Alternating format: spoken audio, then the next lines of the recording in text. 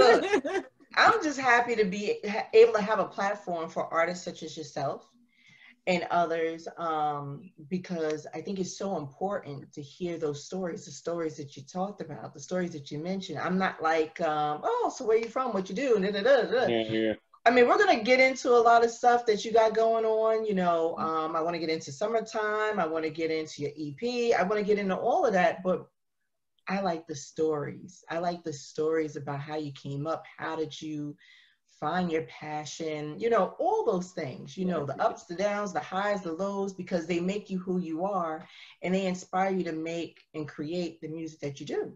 Right. Well, thank you. Yes, I mean, I didn't mean to preach. I didn't mean no, that's preaching. Yes, you did. Yes, you did. Look, it's always like a therapy session with me. So that's how it works. That's the best way to get it out of me. Yeah, it's like therapy. So now the EP. Yes, the sugar. I'm sorry, sugar. The summertime EP. Yes. Is really just a blessing. I wasn't even planning on doing it, but Lee over there at Quick Fix had the idea of taking my one song Summertime and turning it into a 5-piece DJ remix party. And cool. I was like, I don't know about that, but you know what? Why not? Let's try it. And I'm glad we did. It's they're all different and they're all very cool and like trippy and in their own right, you know, and I love it. So, you know, when we get the clubs open again, I expect to hear them playing all over the world, different versions, different times of the night, you know, so that's a very exciting thing. Yeah.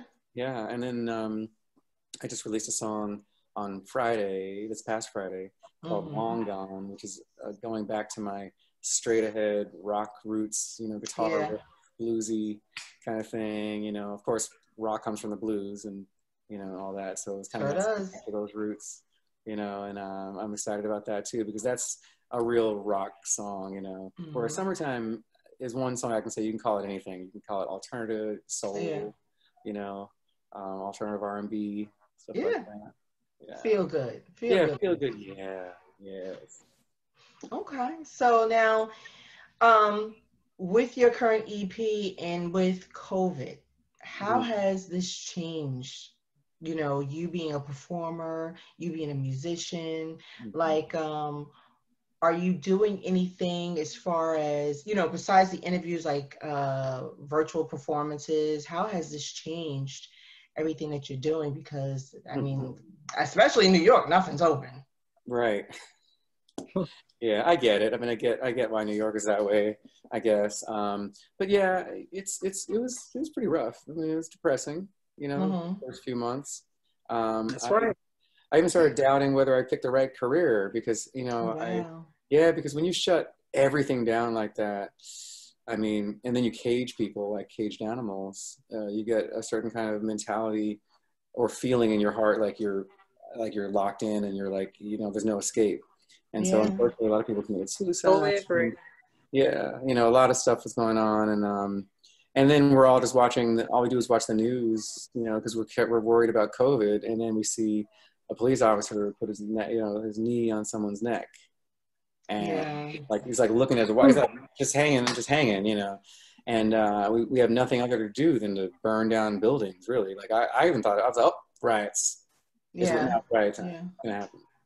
Have you participated in any of the protests or anything like that? Yeah, I protested, but I'm a guy of peace. I really, I feel like, you know, it's important that people know that we can't control other people's actions. And, you know, I don't know if that cop was mentally in a certain situation where he's crazy, which clearly he is, but is, you know, we don't know if he knew the person or not. Like at the time, you don't know what's going on. Is it a setup? Is it really happening? Which obviously it was. Right. Is the cop high on PCP? You know what I mean? Was he paid to do it? All this stuff, all these questions were going through my head. Yeah. What's going on? Like, how is it filmed? Like, usually when cops do something, there's the other cops that are there like, all right, no, and they're doing some up to no good shit. Excuse the language. No. They're like, nope. They'll snatch your phone. Yeah, exactly. So they were like, that's why I was surprised. Yeah, it was just so perfectly filmed, just in living color. And I thought that was weird, and the fact that he was in the car and then he was pulled out of the car, just so many things. You know, I'm a law. So many questions. With my father being a law professor, I grew up knowing the law, so I was just like, something's going on. This is a little. This is extra. I get his racism, but it's also this is something. And now he's out of jail on $1 million bond, and was able to relocate somewhere out of the state. That is ridiculous. Yeah, it doesn't make any sense. He's dangerous. How does that make you feel as far as all the places that you've been and traveling? Like, does that scare you in any way? It scares me not for myself, but it scares me for somebody else out there who might run into this person or someone like this person. It might give people the wrong message that it's okay to do this to Black people because Black people's lives don't matter as much as these other people's lives. Yeah. So that's why, of course, BLM became a huge thing, because people need to know, hey, no, you can't do this. You just can't do this because Black or because they have a record. I think a lot of times it appears, I'll say, a lot of times these cops do this, especially if someone's Black who has a record. Then they're like, oh, he has a record. He's not worth much. Yeah, so that justifies it in some strange way. The first thing they do. Yeah, because people do that. Yeah. Oh, yeah. They just, we were saying the same thing about, like, we've sized people up, profile people. When they pull me over, I've been pulled over a lot. They check to see if I have a record. They look at my driver's license. Like, hey, is this someone I should treat with? Should I pull my gun out on this guy, or should I just talk to him? And fortunately, they just spoke to me, and I did what my dad told me to do: be very normal, be very respectful, say yes sir or yes ma'am. So it'll keep you out of trouble until you're.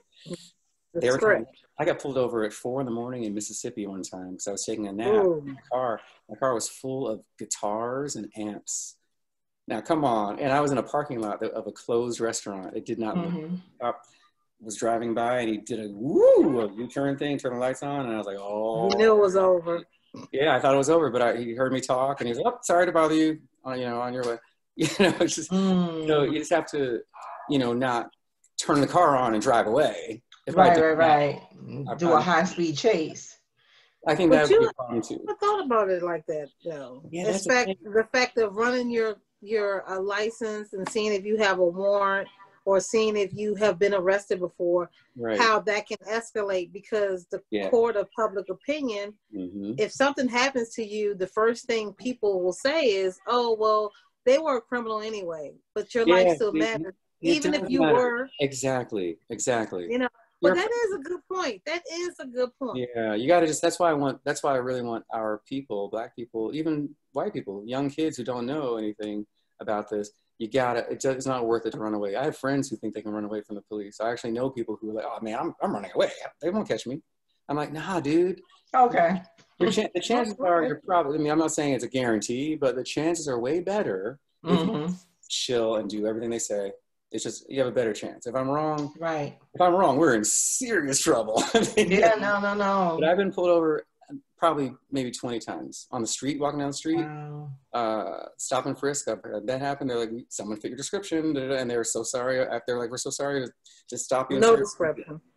Yeah, but yeah, you know what I mean? Like, you would think, if we really me? They're like, oh, wow. They're like, where do you live? I'm like, I live right down the street. They're like, oh, you know what? Nah, this is. Yeah. That's not the guy. I me? Really? You like, me? So somebody that look like me. Exactly. Hey, with a hoodie on, let me tell you something, with a hoodie on in the dark, and I'm walking in a neighborhood that they don't really see Black people, and it's look at you. It's a possibility. We all look alike. Yeah, you know what I'm saying? So yeah, I almost had a situation, but thank God, due to my best friend Lika. You got it. She calmed you down, or what? No. What in the world? Well, this time they did check my license, and it was dirty. Well, it wasn't valid, put it that way. But my good friend Lika, dirty. Riding dirty. I like dirty. That's a good term. Dirty. Just say the word, dirty. Due to my good friend Lika here, I made it through. Yeah. Yay. Look, Kevin Hart. Mine was clean. Yeah. My license was clean. Always clean. Pristine. Yes. I just applied for my real ID the other day. My stuff is right. Yes. Oh my gosh. But this one here. Mm-hmm. Mm-hmm. Look, stories. And I thank God, because we basically told the cop, look, I can't get in trouble now. Next week, I got to come back because Kevin Hart is performing. Oh, my God. So, and he totally understood.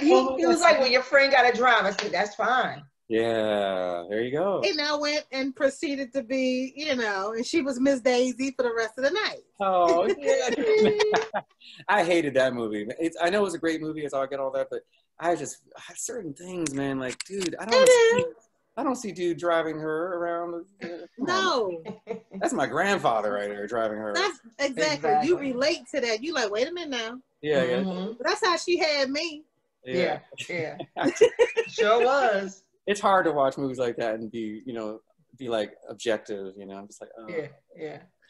Especially now that I'm older, like I find myself looking back and watching movies that I saw a long time ago. I was explaining to my kids the importance of The Color Purple. My daughter was like, I didn't see that. I said, no, we had property.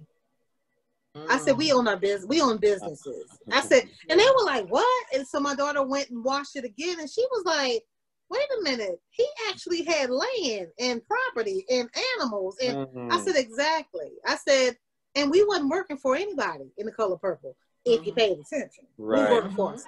Right. So different lands. Yeah. Different land. Yeah, I need to see that again. Yeah. Because when you think about it, when you talk about it, it's like, oh my, same thing with the Madam C.J. Walker movie. And when they came to Harlem, and they got to see all these Black people, because I'm going to be honest with you, Harlem, the people that come from Harlem is a whole different breed. Like that whole Harlem Renaissance, that has not left. You could go to Harlem and see somebody in a 3-piece suit, and they're like in their 20s, and that's totally normal. Yeah. You know what I'm saying? A suit, tie, hat, and it's totally normal to have a certain appearance. Yeah. You got your dudes that's out there on the block or whatever the case may be, but for the most part, that mindset that they had, that stayed with Harlem. Harlem is just a different culture. Right. And you see it in the architecture, you see it in the, the brownstones, you see it even when you go to like restaurants like Chocolate and Mist and, Red Rooster, like you see it, it's there. It's a whole different level of fashion. It's a whole different level of attitude and it's just different. Harlem is just different. Yeah. So I want Harlem. Yeah. So, okay. Are we ready for Venus versus Mars? Uh-oh. I'm waiting on this question. Hey, okay. So now. You guys are frozen. Oh, I'm frozen too? It's like, can you hear us at least? Can you hear us? He's frozen. He might want to come back in, go out and come back in. Hold on. Let me see if I can get him on the chat.